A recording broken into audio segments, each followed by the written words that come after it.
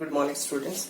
Yesterday we were discussing the D and F block elements, and we have discussed the physical properties of D block elements. So, D block elements are those elements in which last electron enters into D subshell.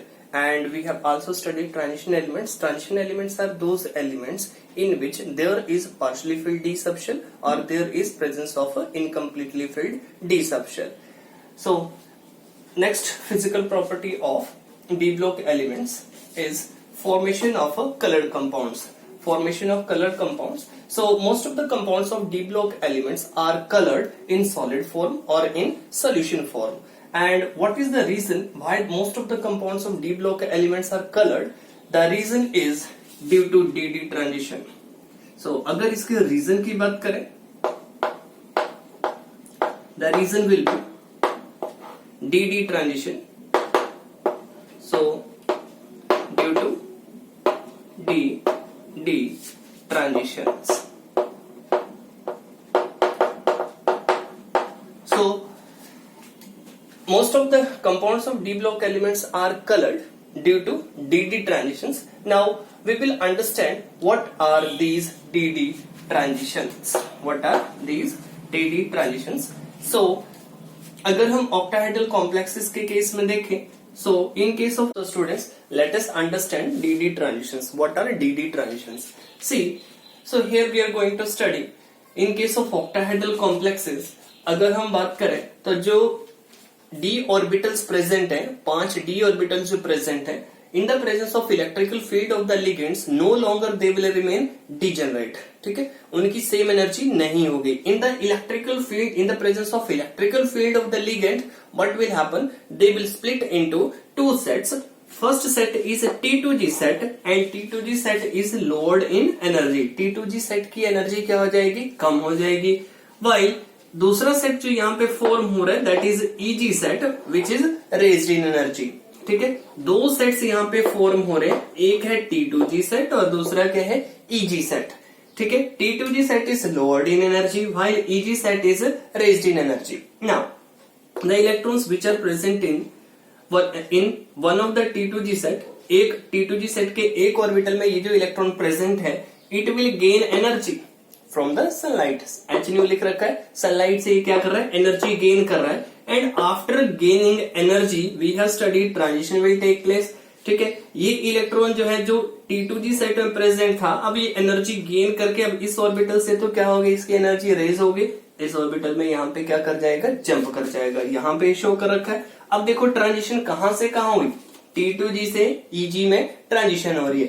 These transitions are known as DD transitions. In transitions को क्या बोलते हैं? DD transitions. Now these transitions are responsible for the origin of a color. अब colour जो है वो कैसे impart होगा? कलर जो है वो कैसे आएगा? देखो, पर्टिकुलर रीजन की पर्टिकुलर वेवलेंथ जो भी रेडिएशंस है, पर्टिकुलर वेवलेंथ की रेडिएशंस, ये जो भी है इलेक्ट्रॉन जो है ये क्या कर रहा है? एब्जॉर्ब कर रहा है. नाउ पर्टिकुलर रीजन की वेवलेंथ जो एब्जॉर्ब कर रहा है एंड जो भी इससे एसोसिएटेड कलर होगा उसका जो कॉम्प्लीमेंट्री कलर होगा that will be imparted by the complex. ठीक है, तो कॉम्प्लीमेंट्री कलर जो है वो इम्पार्ट होगा. जैसे एच न्यू जिस भी रीजन की वेवलेंथ जो वो एब्जॉर्ब कर रहा है, जैसे अगर हम लाइट की बात करें विविगोर, तो डिफरेंट कलर्स होते हैं, तो उस कलर की पार्टिकुलर क्या होती है? वेवलेंथ होती है. ठीक है, बट उसका जो कॉम्प्लीमेंट्री कलर होगा that will be imparted by the coordination complex. Now the question can be like this: why the compounds of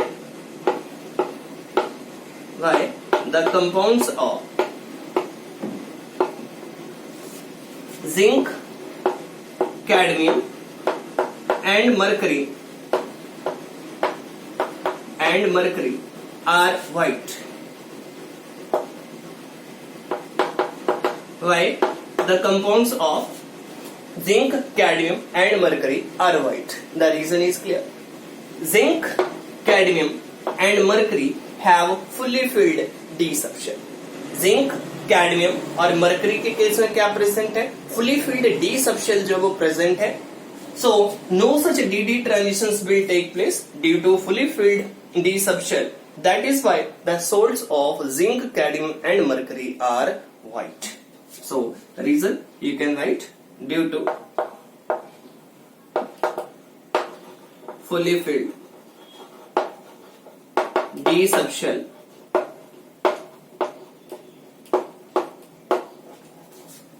no DD transition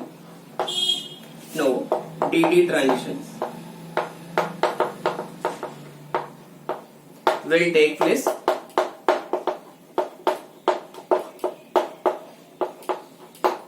So due to fully filled D subshell, no DD transitions will take place. That is why the salts of zinc, cadmium and mercury are white. Okay.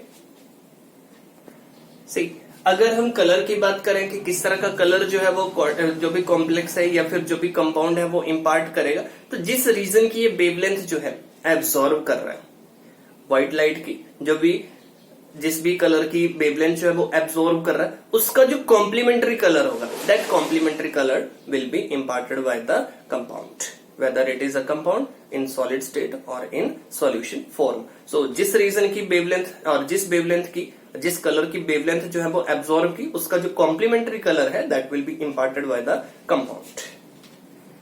Now next physical property is magnetic character. So the compounds or the d block elements may be paramagnetic in nature.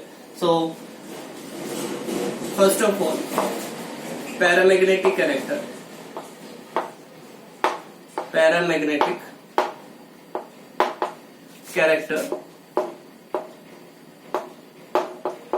first of all understand what are paramagnetic substances.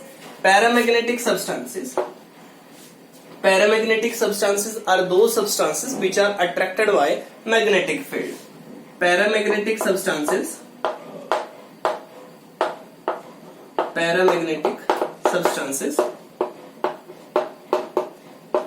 are attracted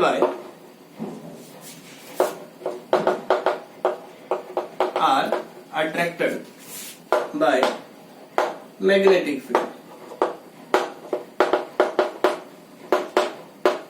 So those substances which are attracted by magnetic field are known as paramagnetic substances, and those substances which are not attracted by magnetic field are known as diamagnetic.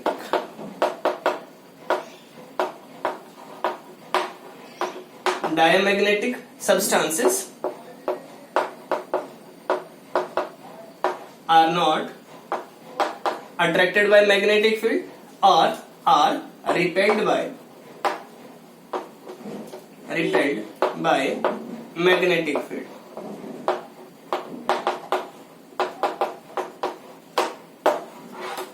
See, what are paramagnetic substances? Paramagnetic substances are those substances which are attracted by magnetic field, while diamagnetic substances are those substances which are repelled by magnetic field. Now, the transition elements or most of the d block elements are paramagnetic in nature, and we will understand why they are paramagnetic in nature.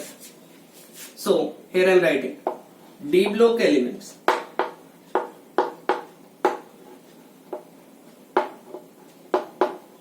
are mostly paramagnetic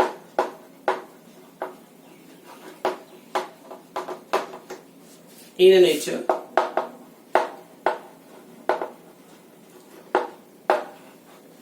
यहां पे भी region आ जाएगा except zinc, cadmium and mercury.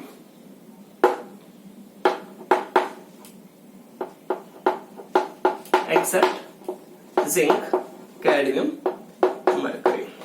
Except zinc, cadmium and mercury, most of the d block elements are even all other d block elements are paramagnetic in nature. So first of all understand paramagnetic character. We have written paramagnetic character is associated. Paramagnetic substances are those substances which are attracted by magnetic field. Now first of all we will understand how this paramagnetic character is associated with d block elements. So paramagnetic character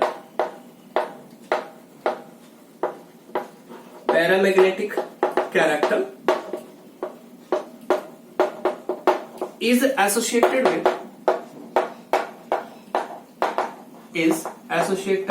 with number of unpaired electrons with number of unpaired electrons means greater the number of unpaired electrons greater will be paramagnetic character. जितने ज्यादा unpaired electrons होंगे उतना ही ज्यादा क्या होगा, paramagnetic character होगा. ठीक है, so here we can write greater the number of unpaired electrons greater will be paramagnetic character. Greater the number of unpaired electrons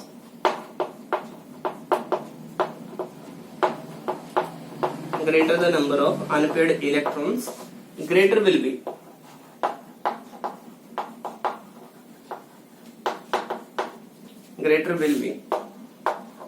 paramagnetic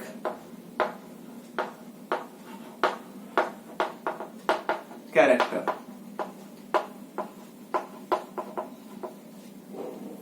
So greater the number of unpaired electrons greater will be paramagnetic character. Now we will understand this with the different examples. Students, among the magnetic character we can find out magnetic moment, and magnetic moment is equal to under root n into n plus 2. Magnetic moment find out करने का क्या formula है, under root n into n plus 2, where n represents, n क्या represent कर रहा है, number of unpaired electrons. ठीक है, n किसको रिप्रेजेंट कर रहा है, नंबर ऑफ अनपेयर्ड इलेक्ट्रॉन्स. अब देखो डी ब्लॉक एलिमेंट्स में सबसे पहला एलिमेंट है हमारे पास स्कैंडियम. एटॉमिक नंबर है कितना, 21. इलेक्ट्रॉन कन्फिग्रेशन है आर्गन 18, 4s2 3d1. आर्गन तक 18 इलेक्ट्रॉन्स फिल हो गए, 4s2 20 हो गए एंड 1 कितना हो गया, 21. अब मैं यहाँ पे ड्रॉ कर रखा है मैंने 3d orbitals, different 3d orbitals हम ड्रॉ कर रखे हैं. अब d में कितने इलेक्ट्रॉन प्रेजेंट है, यहाँ पे इस कन्फिग्रेशन से भी विजिबल है, only 1 electron, unpaired electron present है.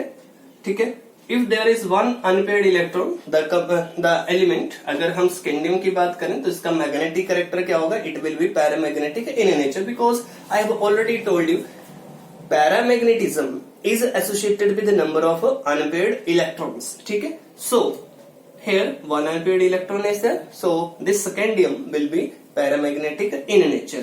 Now as far as magnetic moment is concerned, magnetic moment अगर इसका फाइंड आउट करना हो, magnetic moment is equal to under root number of unpaired electron 1 into 1 plus 2, 1 plus 2 3, so magnetic moment will be under root 3 Bohr. Magneton is the unit of magnetic moment, and under root 3 की value अगर आप find out कर लोगे, root 3 की value find out कर लोगे, then it will be 1.73 Bohr magneton. ठीक है, similarly if you have titanium, titanium का एटॉमिक नंबर है 22 and you have electronic distribution argon 18, 4s2 3d2. अगर मैं यहाँ पे ऑर्बिटल ड्रॉ करूं तो ऑर्बिटल में इलेक्ट्रॉन्स का डिस्ट्रीब्यूशन क्या आ जाएगा, 1 2, ये 3d था. ठीक है, फॉर्मूला अप्लाई करेंगे. देखो अनपेड इलेक्ट्रॉन यहाँ पे दिख रहे हैं, 2 अनपेड इलेक्ट्रॉन्स हैं, तो मैग्नेटिक मोमेंट अगर फाइंड आउट करना हो, magnetic moment is equal to under root 2 into 2 plus under root n into n plus 2. ठीक है, सो कितना आ जाएगा, under root 2 into 2 plus 2, 2 plus 2 कितना हो गया, 4, 4 2 सा कितना आ गया, 8. ठीक है, so under root 8 will be the, ठीक है, अंडर रूट 8 की वैल्यू फाइंड आउट कर सकते हो. सो वैल्यू फाइंड आउट कर सकते हो 2.84 बोहर मैग्नेटोन. अब ये तो मैंने शो किया सिंपल, आपके पास जो एटम्स प्रेजेंट है. अब ये आयनाइज्ड फॉर्म में भी प्रेजेंट हो सकते हैं, जैसे Fe2 पॉजिटिव स्पीशीज है, Fe3 पॉजिटिव स्पीशीज है, या फिर टाइटेनियम 3 पॉजिटिव स्पीशीज है. ठीक है, या फिर कॉपर 2 पॉजिटिव स्पीशीज है, कोबाल्ट 2 पॉजिटिव स्पीशीज है, तो उसके अकॉर्डिंगली आप जो है 2 पॉजिटिव जब भी बात की जा रही है तो इसमें से सबसे पहले इलेक्ट्रॉन जो वो निकलेगा। ठीक है, जो भी इलेक्ट्रॉनिक डिस्ट्रीब्यूशन बन रहा है, नंबर ऑफ अनपेयर्ड इलेक्ट्रॉन देखोगे तो उसके बेसिस पे आप जो है वो फाइंड आउट करोगे मैग्नेटिक मोमेंट। अब मैं यहाँ पे एग्जांपल ले रहा हूँ, जैसे मेरे पास है Fe3 पॉजिटिव, Fe3 पॉजिटिव का मैं यहाँ पे सॉल्व कर रहा हूँ। नाउ Fe3 पॉजिटिव, अगर आयरन की बात करें तो जनरली आयरन का एटॉमिक नंबर कितना था 26। मैं सिंपल एटम की बात कर रहा हूँ, आयरन का एटॉमिक नंबर था 26। और इलेक्ट्रॉनिक डिस्ट्रीब्यूशन अगर सिंपल आयरन के केस में देखें, देन आयरन के केस में एटॉमिक डिस्ट्रीब्यूशन था आर्गन 18, 4s2 एंड 3d6। अब देखो 3 इलेक्ट्रॉन्स लूज हुए हैं, 2 इलेक्ट्रॉन तो किस में से चले गए 4s में से चले गए। ठीक है, 1 इलेक्ट्रॉन किस में से जाएगा d में से जाएगा, 3d6 था, अब कितने बचे d5। सो यहाँ पे इलेक्ट्रॉनिक डिस्ट्रीब्यूशन जो आ जाएगा Fe3 पॉजिटिव का आर्गन 18 एंड 3d5। ठीक है, तो ये तो मैंने किसके केस में लिखा था, सिंपल न्यूट्रल एटम था। ठीक है, बट 3 इलेक्ट्रॉन लूज कर रखे हैं यहाँ पे, तो 3 इलेक्ट्रॉन लूज करने के बाद 2 गए s में से, 1 गया d में से। नाउ अब अगर d ऑर्बिटल्स ड्रॉ करें तो 5d ऑर्बिटल्स हैं यहाँ पे 3d में, 5 d ऑर्बिटल्स आपको ड्रॉ करने, 1 2 3 4 and 5 and each orbital is singly filled. ठीक है, we have studied Hund's rule of maximum multiplicity. So each orbital is singly filled. Then pairing will take place. So her orbital में अब एक electron present है, तो कितने unpaired electrons हो गए 5 अनपेयर्ड इलेक्ट्रॉन्स हो गए। अब यहाँ पे अगर हमें मैग्नेटिक मोमेंट फाइंड आउट करना है, magnetic moment is equal to under root n into n plus 2। N की वैल्यू क्या आ गई यहाँ पे, n is equal to 5 into 5 plus 2, 5 plus 2 कितना हो गया 7, 7 5 से कितना आ जाएगा अंडर रूट 35 बोहर मैग्नेटॉन। ठीक है, और यहाँ पे आप इसकी वैल्यू भी फाइंड आउट कर सकते हो। वैल्यू फाइंड आउट करने के बाद जो आ रहा है that is 5.92 Bohr magneton. So in this way you can find out the magnetic moment, and if you have to just tell whether it is paramagnetic or diamagnetic in nature, then you will go for the number of unpaired electrons. ठीक है, जो भी आपको electronic configuration दिख रही है, you will see the number of unpaired electrons. जितने ज्यादा unpaired electrons होंगे उतना ही ज्यादा क्या होगा, पैरामैग्नेटिक कैरेक्टर होगा। ठीक है, अब अगर किसी स्पीशीज के केस में सारे के सारे ऑर्बिटल्स जो है वो फुली फिल्ड हैं, जैसे जिंक के केस में, अगर बात करें तो जिंक का इलेक्ट्रॉनिक डिस्ट्रीब्यूशन क्या आ जाएगा, आर्गन 18, 4s2 एंड 3d10। तो d में 10 की 10 इलेक्ट्रॉन्स जो है वो फुली, d ऑर्बिटल्स जो है 5 के 5 ऑर्बिटल्स जो है वो फुली फिल्ड है, 10 इलेक्ट्रॉन्स जो प्रेजेंट है इसमें। तो 3d की अगर बात करें या फिर मैं Zn2 पॉजिटिव की बात करूं तो Zn2 पॉजिटिव के केस में 2 इलेक्ट्रॉन्स तो लूज हो गए, किस में से 4s में से। अब d में तो 10 इलेक्ट्रॉन्स है।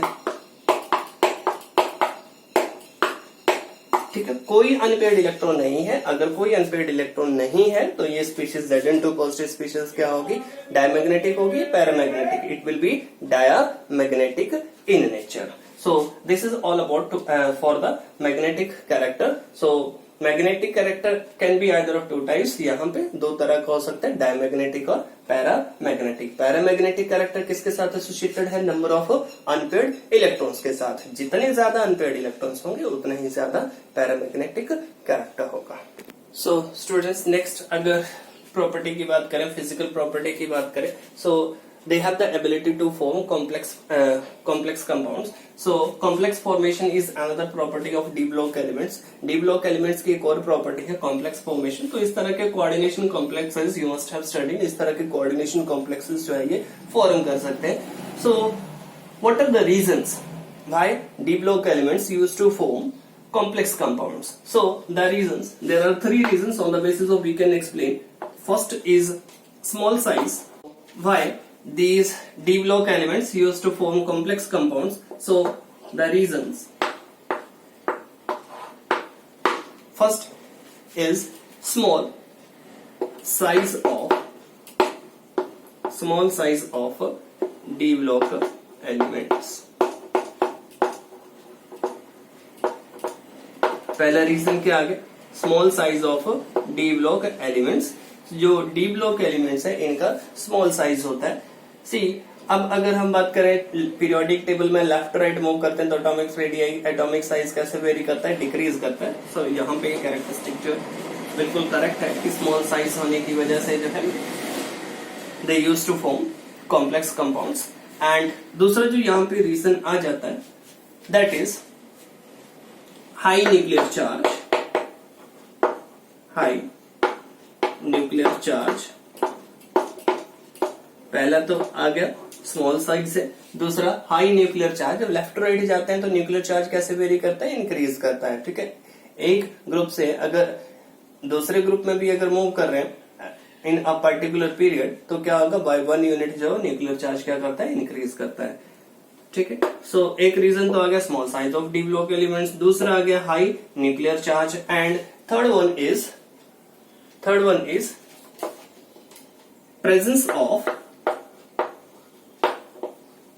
presence of vacant d orbitals, vacant d orbitals.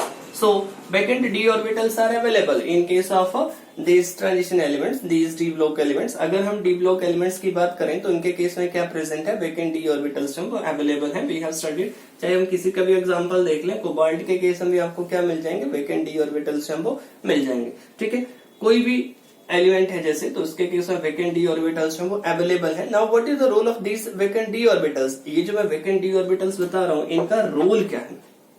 C first thing, small size होने की वजह से इस तरह के लिगेंड्स को ये इजिली क्या कर सकते हैं, एकोमोडेट कर सकते हैं। जो भी कॉम्प्लेक्स कंपाउंड बनेगा वो क्या होगा, स्टेबल होगा। First thing, high nuclear charge, इसके बीच में जो अब न्यूक्लियर चार्ज ज्यादा है तो जो भी लिगेंड है इसके जो इलेक्ट्रॉन्स आएंगे they will feel what, attractive force, ये भी क्लियर है। Then presence of vacant d orbitals, अब वैकेंट डी ऑर्बिटल्स अवेलेबल है तभी तो ये इस तरह के लिगेंड्स है वो क्या कर सकते हैं, सेंट्रल मेटल एटम के साथ कोऑर्डिनेट कर सकते हैं। ठीक है, तो जो भी लिगेंड्स है उनको कोऑर्डिनेशन के लिए क्या अवेलेबल है, वैकेंट डी ऑर्बिटल्स अवेलेबल है। ज्यादा न्यूक्लियर चार्ज मिल रहा है और कॉम्प्लेक्स जो बनेगा वो स्टेबल होगा क्योंकि जो डी ब्लॉक एलिमेंट्स है इनका क्या है, स्मॉल साइज है। स्मॉल साइज होने की वजह से जो भी कॉम्प्लेक्स कंपाउंड बनेगा that will be stable compound. ठीक है, so all this factors contribute toward the formation of complex compounds by the transition elements.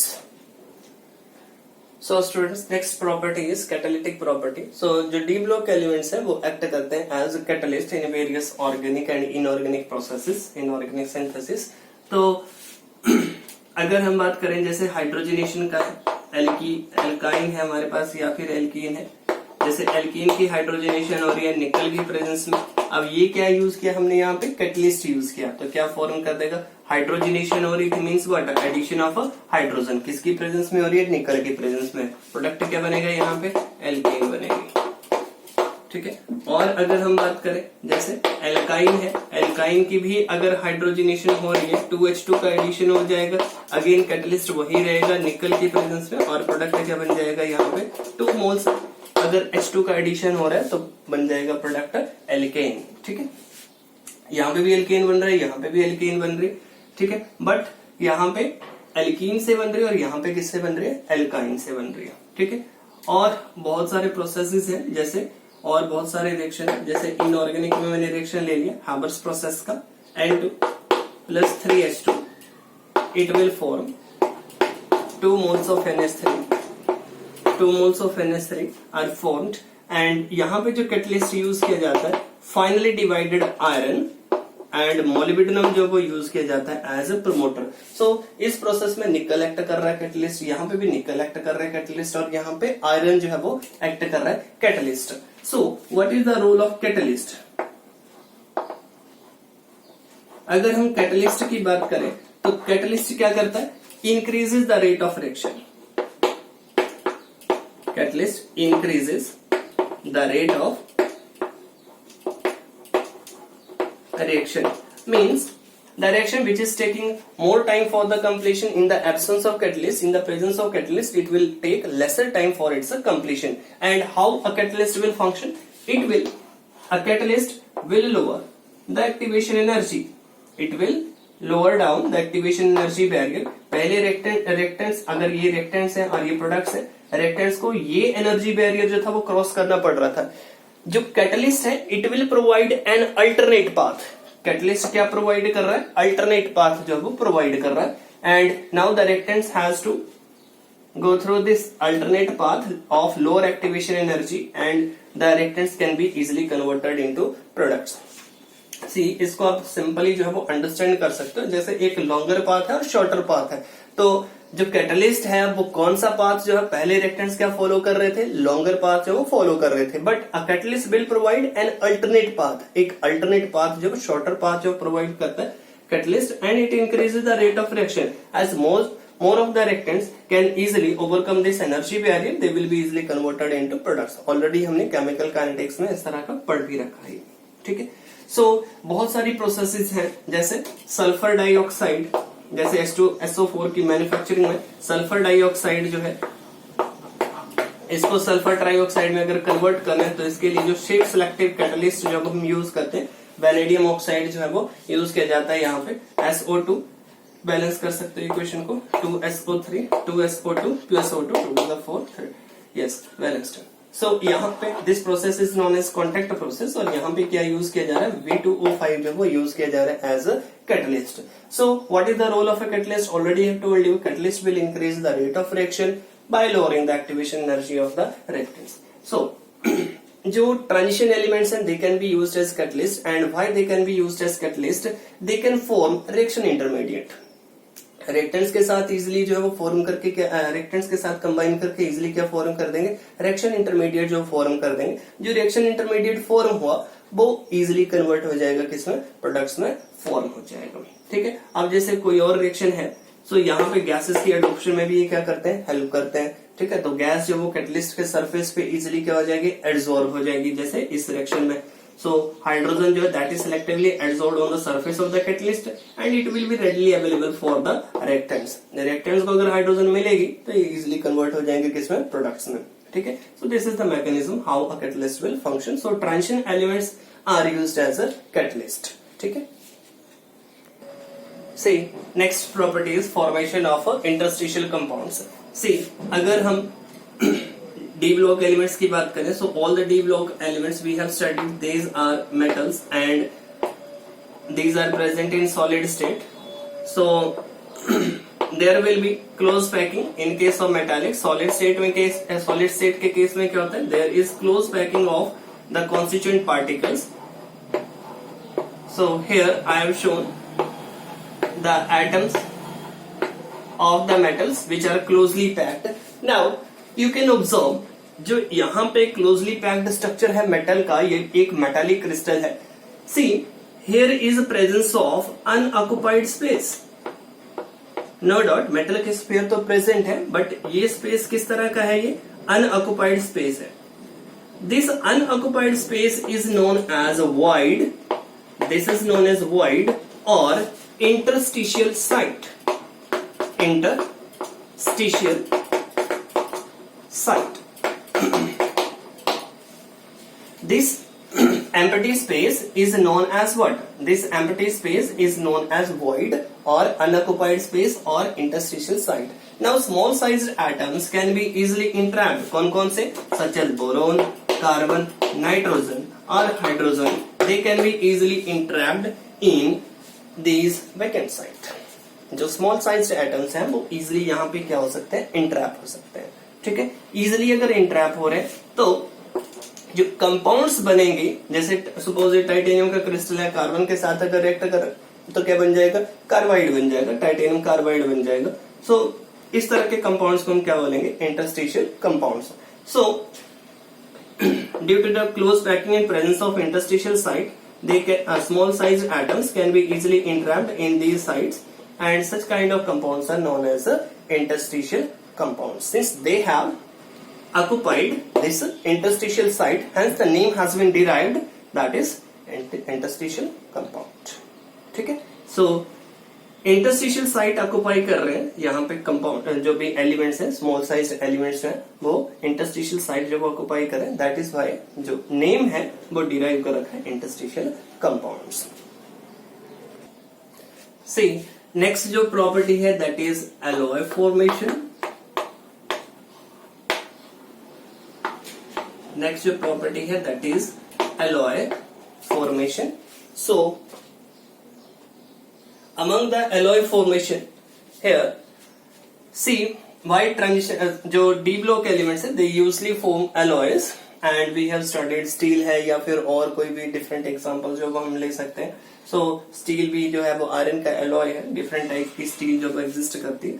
so white transition elements or d block elements used to form alloys, the reason is due to their transition elements generally form alloys and the reason is due to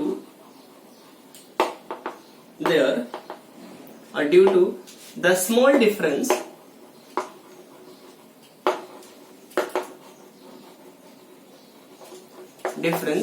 in their atomic radii.